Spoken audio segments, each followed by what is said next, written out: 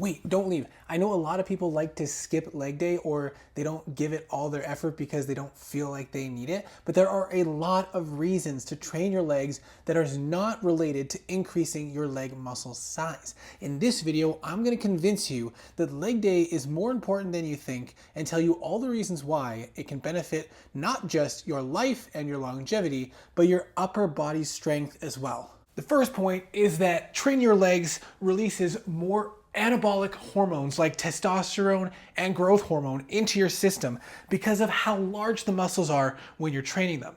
But hold on, I'm not going to try to make you believe that it's similar to a low dose cycle of steroids or using TRT. It's likely not going to have much of an impact on your overall muscle growth, especially because the increase in hormone levels is temporary, and if you wanted to get any sort of benefit, you'd have to be training your other muscles at the same time you're training your legs. So there might be a small benefit, but on this channel, I like to talk more about the basics and the things that are going to give you the most benefit for the least input required, maximizing efficiency and not stressing over the small details of things that aren't going to matter unless you're optimizing everything else. So I wouldn't count on this being a game changer for you if you haven't been training legs and you start training legs now, but don't go anywhere. There is more coming. It is definitely worth training your legs, so please stick around. Training your legs requires a lot of core stability and recruitment of various muscle groups, especially if you're using your upper body muscles in some form to stabilize the weights, or if you're doing unilateral leg movements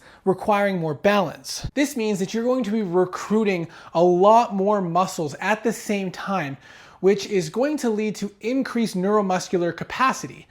The more you train your neuromuscular capacity, the more your body's going to get used to activating more muscle fibers at the same time, allowing you to recruit more muscle and produce more force with lifts in general. Part of the reason why beginners make such dramatic increases in their weight and strength when they first start lifting weights is because their nervous system is learning and adapting so that they can recruit more muscles and more effectively do the movement. So they're making big gains in their neuromuscular recruitment early on, but just like muscle growth, that neuromuscular development doesn't stop at a certain point. It continues to develop as you continue to progress it. So if you are training your lower body, training your legs, and you are recruiting as much muscle mass as possible, that's going to train your body to more effectively recruit more muscle and produce more force for your upper body movements as well. Meaning that when you're lifting heavier weights with your bench press or rowing motions or pull-ups, you're going to be able to recruit more muscle fibers, produce more force, and generate more muscle growth. And that's not even to mention the fact that some upper body movements require stable lower body, and if you can produce more stability and generate some more force through your lower body, you might be able to produce more force through your upper body as well. Lower body compound movements also require a lot of cardiovascular fitness, and because you're producing so much force and recruiting so many muscles at the same time, you're going to have to improve your cardiovascular fitness as well. This improved cardiovascular capacity is going to carry over to other workouts and exercises, so when you are training your upper body as well, you won't be limited as much by your cardiovascular capacity, and you'll be able to push yourself to the true limits of the local muscles, producing a more effective workout and increased muscle gains. Now, perhaps as a consequence of the last 2 points, training your lower body can result in improvement in your ability to recover from a workout. If your body's used to recruiting more muscle mass for an exercise and your cardiovascular fitness is more optimized, you're going to be able to do a better workout and recover faster from it so that you can then hit those muscles again sooner and produce that muscle growth stimulus again and more effectively. Really quick, if you're enjoying this video so far, found it valuable, you've learned something already,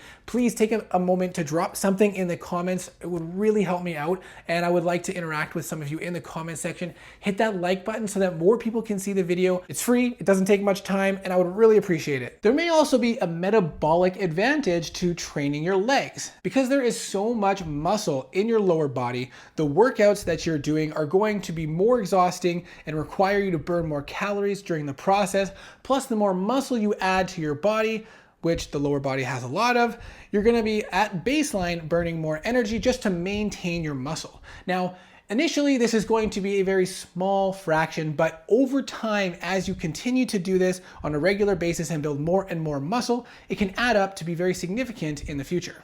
Now, perhaps not as interesting to the younger crowd, but training your legs is going to provide you much more functional strength and longevity, meaning longer lifespan and health span while you're living. Lower leg strength and balance and core stability is essential for all aspects of functioning in life. You want to be self-sufficient as long as you can into your older age, and if you have kids or grandkids, you want to be able to interact and engage with them in a meaningful way, taking them on walks, picking them up when they're hurt, and having that core and lower leg strength and stability is going to be crucial in allowing that to happen. Not only that, but there is a link between having more muscle mass and longevity, because your muscle mass is kind of like a reserve bank where over time, it's slowly depleting. If you get an injury or you're sick, you're gonna lose a large chunk of it. And one of the biggest risk factors in old age is falls and injuries. And if you fall and break your hip because you were too weak to stop yourself or brace yourself, or you get sick in the hospital for 2 weeks and you only have a small amount of muscle and most of that is now gone away, you're barely gonna be able to rehab and walk on your own, let alone protect yourself from a fall. And if you fall as an elderly person, you are at significantly higher risks of dying within the following year just from one fall. And so having more muscle mass earlier in life is going to allow you to have more muscle mass later in life to help protect you from these risk factors. Now, not only are a lot of leg exercises going to require a lot of core strength, but a lot of posture and stability as well. And having improved core strength and posture is going to reduce your risk of injury during other exercises and activities in your life.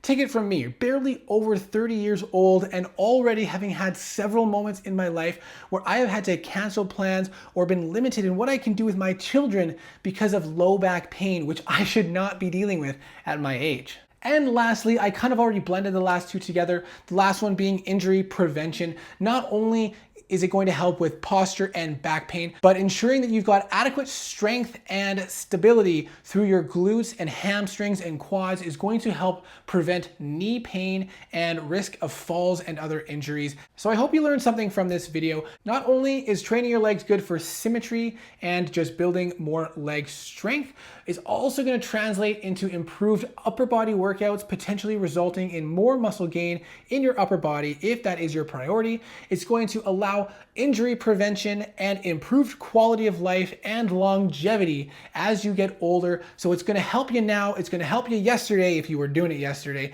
and it's going to help you years from now if you continue to do this. It's just all around better. So don't neglect it, don't brush it off. Take it seriously, like and subscribe, and I'll see you next time.